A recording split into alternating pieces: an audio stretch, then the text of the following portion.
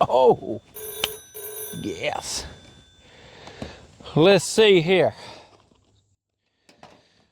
Mail coming in already. Dear traveler, your journey today will take you where old stories stay.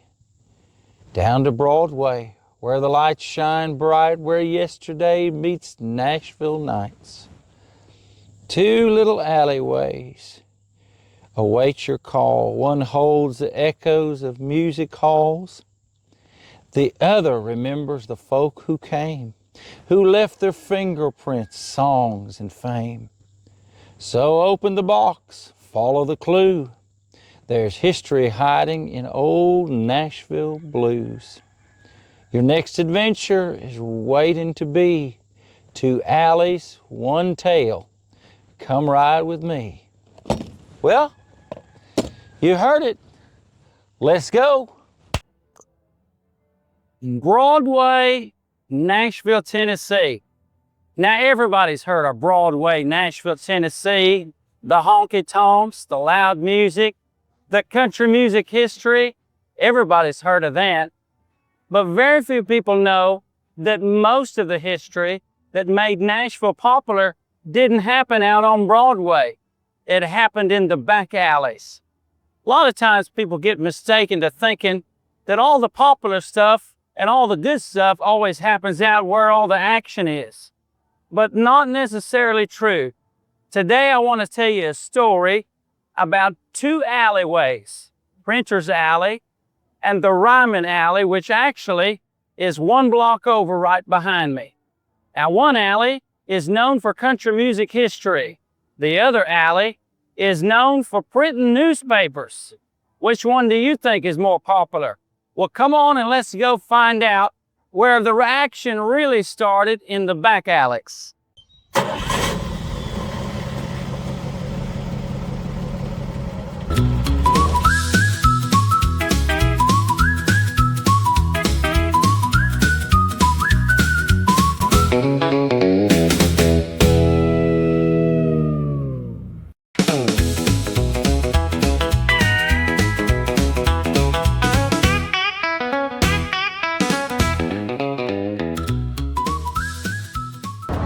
So the magic travel box has brought us downtown.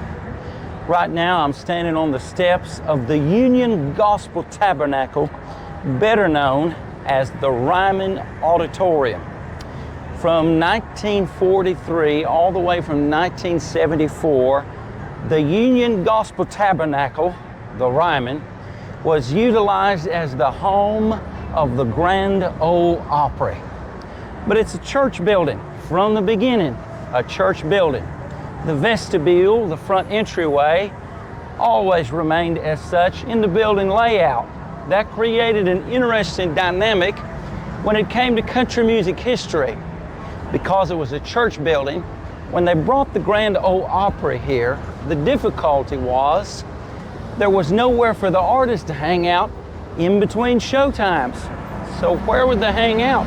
They couldn't hang out in the vestibule, so they chose the next best place, the alleyway.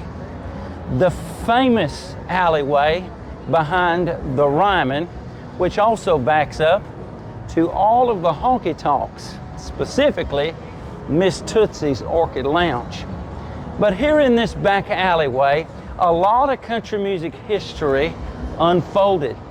Come here back in the day, waiting in line out on the street to get in, or between programming or set changes in programming, no telling who you'd see out here in the alleyway, including one Mr. Hank Williams Sr., who was often known to frequent the back alley here to go on a little break. Hank Snow, Hank Sr., Little Dolly, Kitty Wells, Patsy Cline, even the troubadour from Texas himself. If you came out during Opry programming, what would happen is you'd find them here between sets quite frequently, just having a little break between or headed across the alleyway. Matter of fact, one night, two little boys, their daddy had just moved them to town, and two little boys brought their guitars in the back alley because they knew the stars always hung out here. So what they were looking for was an opportunity to be heard. The two little boys brought their guitar, sang a song, and it is said that Mr. Chet Atkins himself found them, heard them, invited them to the office on that following Monday, and the rest would be history. The Everly Brothers. Many in the lineup who would be discovered here in the back alley of the Ryman Auditorium, or the Union Gospel Tabernacle, which is why we call it the Mother Church of country music. So this little back alley not only has a lot of history and stories to tell, but it continues to tell a story today. Because if you walk just a block off Broadway and you come into this back alley, you can still hear the remnants of the songs, the music, the stories, and there's a whole lot more stories to come here in the back alley of the Ryman Auditorium. So what songs would you expect to hear? Who would you expect to meet back here in the back alley? One fella used to play here all the time. I never felt more like singing blues. I never thought I'd ever lose your love, dear. Why did you do me this way? I never felt more like crying all night. Nothing ain't wrong, nothing ain't right without you. You got me singing blues. The moon and the stars no longer shine. The dream is gone, I thought it was mine. There's nothing left for me to do but cry now over you. I never felt more like running away. Why should I go? 'Cause I can't stay without you. You got me singing blues.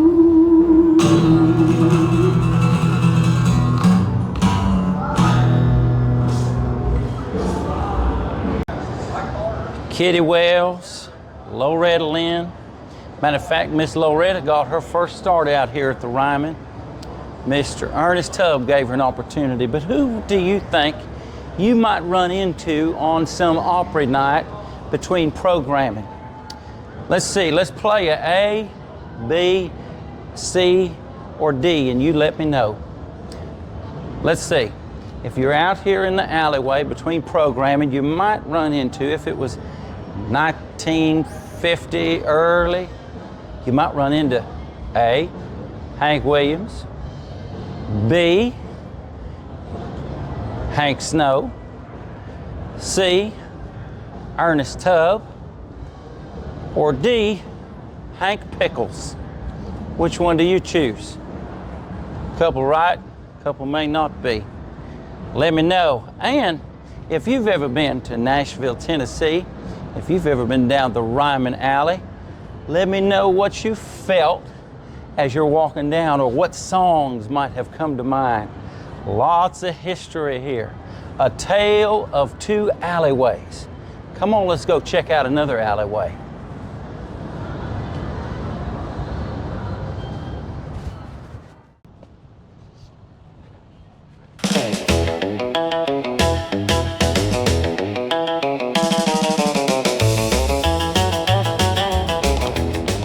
Hey passengers, I wanted to take a break for just a moment. I'm looking at my map here, preparing for a very exciting series of episodes here on the ride.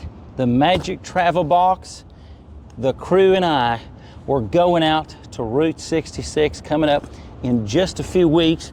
We're going to be having some live episodes that you'll be able to watch on some of our social media channel, as well as some special series episodes on our YouTube channel, The Ride. So make sure to subscribe and share it with somebody else that you know loves history, Americana, good classic music, and of course, a whole lot of fun. We want you to be a part of it. So maybe on Route 66, you, your grandparents, somebody had a favorite spot. something that you'd like for us to stop by, message us and let us know while you're communicating with us here on the channel. And by the way, speaking of communication on the channel, we're getting letters in all the time, notes I should say, but on the old school side of things, we still call them letters. But we have got viewers on our YouTube channel, on all of our social media points of contact, and we love what you're saying, and we love that you're loving joining the ride with us. We appreciate all your kind remarks and suggestions. Recently, we met some really great people at a train station where we were videoing some episodes, and even today while we're out filming, met some great people from Texas, and I've met several people that have seen some of our episodes, and that's because you're sharing it, you're liking it, you're loving it, and we're loving having you along for the journey. So keep those comments coming, keep those likes and shares coming. And when we prepare, and as we continue to prepare for our Route 66 episode, we want to take you along with us. We've got some great giveaways, and we're going to be utilizing a special game system as we enter on our Route 66 program, and you can play along with us and win some really cool prizes. So we're looking forward to that. But thank you. Come on, let's continue on the adventure.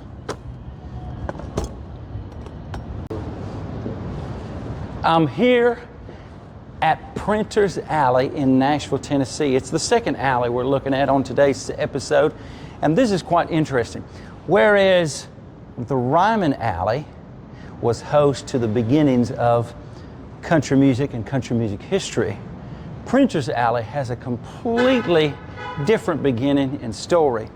See, the Industrial Revolution, as it unfolded here in the U.S., and train travel, Nashville being a very busy major central hub, became host to quite a few businesses pretty quickly early on in the 1800s, even at the last point of the 1700s. But throughout the 1800s, as the rail lines ran in, a lot of big business went to booming, and one of them was print presses.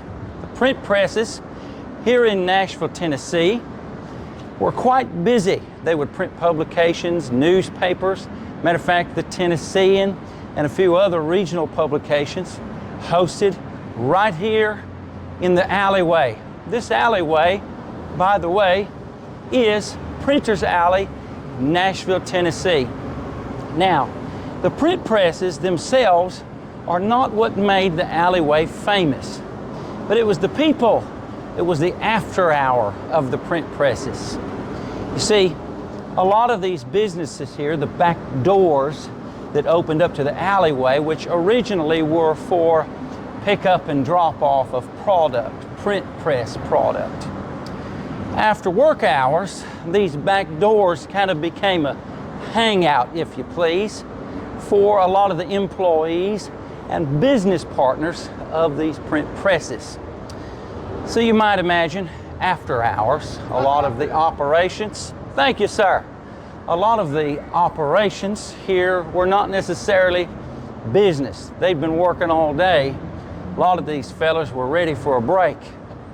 So the back doors of these print presses kind of became the speakeasy. In other words, all business up front, partying in the back.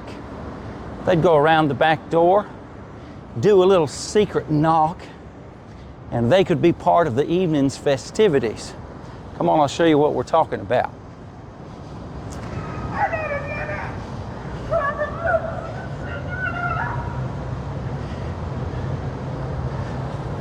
Now, a lot of hotels that backed up to the alleyway, and a few taverns that also provided libation for the employees. That is until Prohibition. When Prohibition happened, it changed the way the customer could enjoy their refreshments. But the back alleys, the back doors, the shipping and receiving to these print presses became the speakeasy. You'd walk up after hours, do a little secret knock, and then you would be invited in.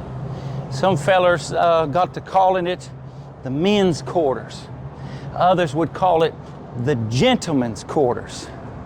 But Meemaw always said, there ain't never been a gentleman hanging around in that back alley. If there was a fella back there, Meemaw said, he's either single or fixing to be if he ever gets caught. Now, this back alleys by the 1940s became host to a little bit more socialization. And the socialization, of course, was based upon the entertaining of individuals. So you would have leaders of these groups that would hire entertainment, and some of that entertainment would become well known. You ever heard the name Boots Randolph? You ever heard the name B.B. King or Ray Charles? Or how about a young Jimi Hendrix, who back when he was stationed over the military, not real far from Nashville, Tennessee, he would come down and play quite a bit right down here at the tavern at the end of the street. Might even heard of a fella named Andy. Andy was invited to do one of his first stand-up acts right down here at a little place called Skull's Rainbow Room, which is an establishment that actually had been here since the 1800s here in the alleyway. But all of these businesses you see behind me were originally print presses and operations associated with such. They became the hangout.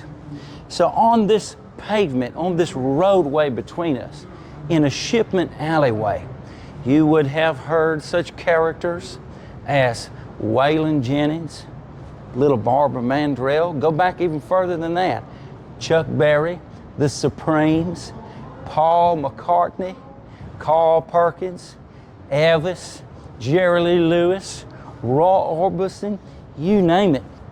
All of these characters, you would have found them here at some point in time. The young Chet Atkins, Floyd Kramer, Boots Randolph, all of that. Come on, let's take a listen as we walk through a historic district.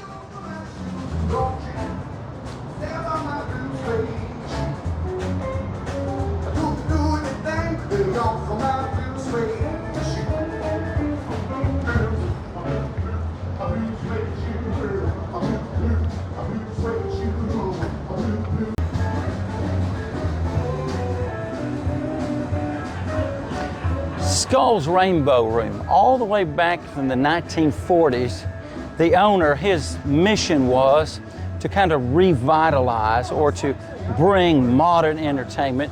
He hosted a lot of what would be rock and roll and country's greats. So as a part of that hosting and as a part of that operation, it became a historic location. Matter of fact, even today, you could still come in and hear some historic and wonderful entertainment here in Printer's Alley. Now, I bet you were thinking you were still going to be reading newspapers.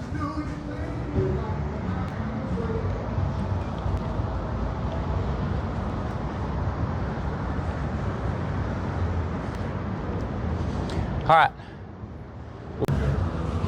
A lot of changes in this little old alley over the years. One thing hasn't changed. Folks still like to hang around here. Turns out a little bit better caliber of folks, I think, than back in the day. A lot of changes, however, but some things never change. Good folk, good music, good friends. Now, let me ask you this. Let's play a little game. What wouldn't belong here? Let's say B.B. King. Would he belong here? Paul McCartney. Would he belong here? Would the Ranch Hands, would they belong here? You tell me which one you think doesn't fit in the comments section. Or maybe there's an act you'd like to recommend for these here modern times.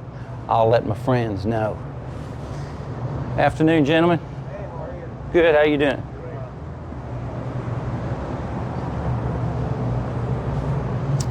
Meanwhile, along the journey today, you've heard a tale of two alleyways, two completely different worlds, brought together in one great city, all with stories of their own.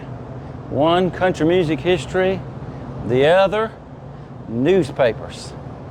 A tale of two alleyways.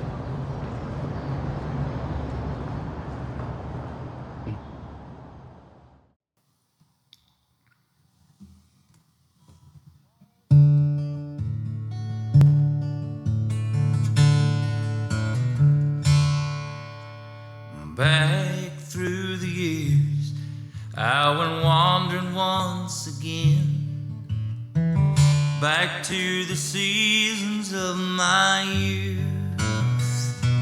I recall a box of rags someone gave us, and how my mama put those rags to use. There were rags of many colors, and every piece was small, and I didn't have a coat. It was way down in the fall. Mama sewed the rags together, sewing every piece with love. She made my coat of many colors I was so proud of. And as she sewed, she told a story from the Bible she had read about a coat of many colors Joseph wore, and then she said, perhaps this coat will bring you good luck and happiness. And I just couldn't wait to wear it. Mama blessed it with a kiss. My coat of many colors that my mama made for me, made only from rags, but I wore it so proudly. Although we had no money, I was rich as I could be, in my coat of many colors Mama made for me. So with patches on my breeches and holes in both my shoes, in my coat of many colors, I hurried off to school, just to find the others laughing and making fun of me in my coat of many colors Mama made for me. Oh, I couldn't understand it, for I felt that I was rich, and I told them of the love my mama sewed in every stitch. Then I told them all the story Mama told me while she sewed, and how my coat of many colors was worth more than all the clothes. But they didn't understand it, and I tried to make them see one is only poor if they choose to be. Oh, I know we had no money, but I was rich as I could